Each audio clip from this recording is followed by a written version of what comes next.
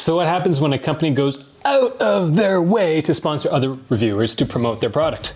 We buy it and then we review it. And why do we do that, Val? Because we're reviewers, not influencers. That's right. Seriously, the last few weeks on my Instagram feed, which is usually just filled with CrossFit stuff, has been bombarded by Quadlock ads from influencers singing praises about the Quadlock. And out of like the dozen of ads that I've seen, I've only seen one that showcased what the Quadlock was actually good for, and then the other 12 ads were just showcasing the Quadlock in the worst possible way. But I'll be honest with you, the Quadlock case, this thing, has gotten better over the years. I'm a reviewer, not an influencer, so I will say that it has gotten better, but is it worthy to be called one of the best cases for the iPhone 12 like this guy said, or for any iPhone for that matter? Yes.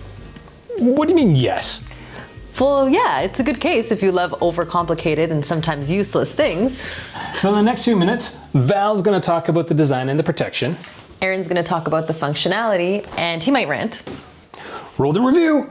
Now when it comes to design, other than the locking mechanism on the back, the Quadlock is kind of a ho-hum case. It's not going to offer as much protection as other products from Mous, Casetify, or even Phone Rebel. We'll elaborate on that in a few minutes. Now with that being said, the aggressive overhang on the case will stop an iPhone from popping out during a face first drop, but you're kind of stuck with only using one type of screen protector. For example, the exposed iPhone face has a distance of about 68.3 millimeters. This full 3D screen protector from FlowLab has a distance of 68.6 millimeters, so it's just a smidge bigger, but it's not going to fit on the iPhone 12. In a Quadlock case, that is. The only one that works is going to be a case-friendly one.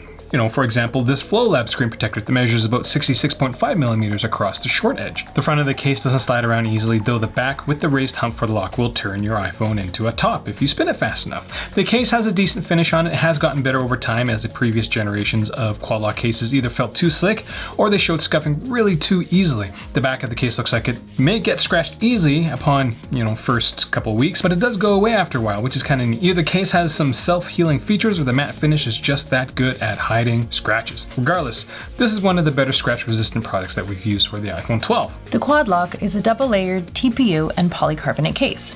Compared to the other double-layered cases, the Quadlock doesn't really stand out when it comes to protection. Like the OtterBox or the YOLO Guardian, it has no protective features other than the case wrapping around the front edge of your phone, which will prevent the corners from popping off in the event of a face first drop. Compared to triple-layer cases like the Mous or Casetify, the Quadlock definitely falls short. Mous and Casetify both have large corners, raised edges, and an extra TPE layer along the inside of the case that helps with impact absorption. According to Quadlock's website, this case has an impact-resistant design, but it doesn't actually state any official drop rate. And speaking of drops, this case is always slipping out of my hand. And that's not just because I'm clumsy. The matte finish on this case is so slippery.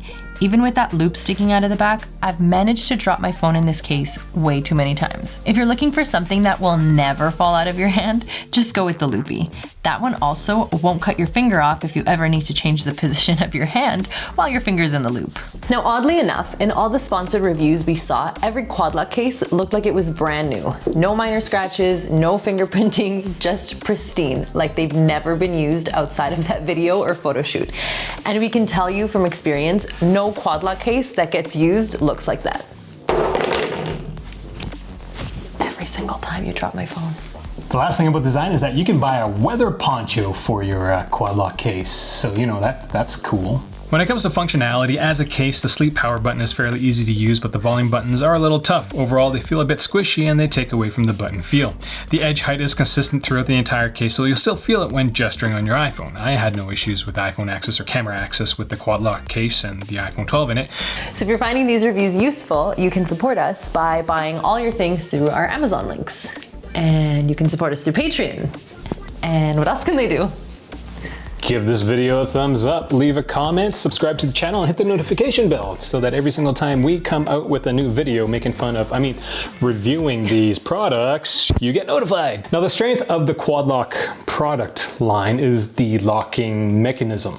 No. It's very, very strong, and out of my years and years and years and years and years and years and years of reviewing products, I've seen a lot of mounting systems and products, but the Quadlock is probably the best, the de facto king of mountable iPhone cases because, well, they've been around the longest. When are you gonna rant? In general, if you need to mount your iPhone on a moving platform, well, get the Quadlock. The motorcycle mounts have a neat feature like, vibration dampening for image stabilization, and all the moving base mounts like bike, moto, and running have an extra lock-in mechanism to ensure that when you're scooting about, it doesn't come off. Now for the desk and car life, all you have to do is twist the case on and off the mount to remove it. In general, I like the locking system only because the design of the locking system hasn't changed since several years. I don't think it's actually ever changed, which means my arm strap from 2017 still works with the case that I bought in 2021. Now I had the bike mount for several years, but I gave that thing away because I just didn't use it. It's just, that's something to take into consideration because all these extra accessories, well, cost money. So you really need to ask yourself, do you need this product? Like I can understand going with a Quadlock mount with a Qi charging head with a motorcycle, as it's one of the very few options that actually allows you to do that. But with my experience on my own, like not even road bike, like hybrid city bike, I really didn't need to mount an iPhone on my handlebar to figure out where I was going on my daily commute. Like stuff like that just really doesn't make any sense.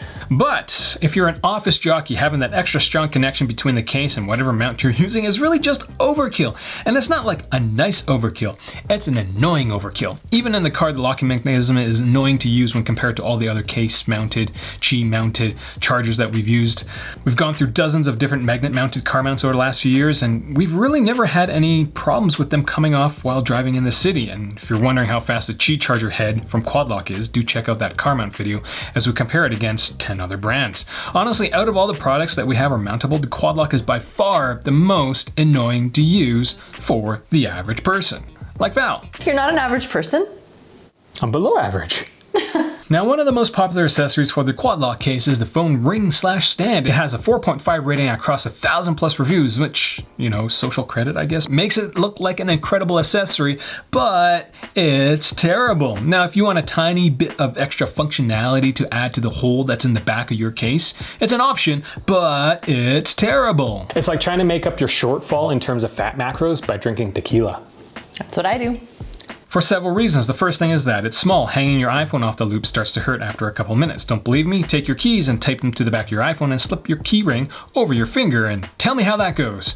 The second reason is that the ring is just way too small. I don't have very large fingers and it gets uncomfortable to get the ring past the second knuckle. The third reason why the ring is terrible is that it's hard to use your iPhone with one hand. There's only one angle that allows you to do one-handed usage, and even then you still have to deal with the metal slowly digging into your finger, which again hurts after a while. And the fourth reason is that if you're planning on using one of your overpriced mounts, then you have to remove the ring loop. Good thing Quadlock included a little clip for you to store this useless ring loop on something, I guess. Honestly, if you're looking for an alternative to the Quadlock office life setup, go with the MagBack lineup. Faster charger, better loop, and a better wallet, and the case, well, isn't as tough, but better loop means you're not going to drop it as much. Now, despite the hump, Quadlock claims that you can use this case with a Qi charger. But the thing is, if you decide to use the finger loop, which is probably the most useful, technically the most useful accessory for, normal people, you actually have to take it out and store it somehow on your dog. But if you remove it, then the Qi charging works. So, this is pretty awesome, I guess. If you know, it's not awesome at all. If you guys are wondering, this is the Logitech Power. This is our go-to 3-in-1 multi-device wireless charger. So check out that video. It might work with, I got it, sweet. So it does work. Oh no, it went away. It's really finicky with the MagSafe. You're better off just going with a big Qi charger if you are planning on getting this Quadlock case and a Qi charger. Just, come on. What bothers me about this entire Quadlock experience, and I guess the first thing is, well, just how much it bloody costs. It's always very, very obscene how much money these companies want to charge you for these accessories. Like, sure, this case is only $30, but that's kind of what gets you sucked into it. It's only $30, so, maybe you can buy a $20 weatherproof poncho followed by, an annoying $50 desk stand. This isn't the desk stand. We didn't want to waste any more money, but I would like to charge if I was to buy that desk stand some way, right, in the slowest way possible. So maybe I'll add a $50 wireless charging head to it. But I also drive every single day, so let's throw in the $80 cower mount, which is what this thing costs. But I'm pretty sure that moving the wireless charging head from this stupid thing from my desk to my car is going to be annoying. So maybe I need to buy another $50 wireless charging head. But I've got an older car, which means I need to buy a cigarette adapter for another $20. Don't forget about the phone loop. All right, the phone loop. This thing. This is another $15 that's, well, as you guys have watched, is outright terrible. So You do all this, you have to spend, or in order to get all of this, you have to spend over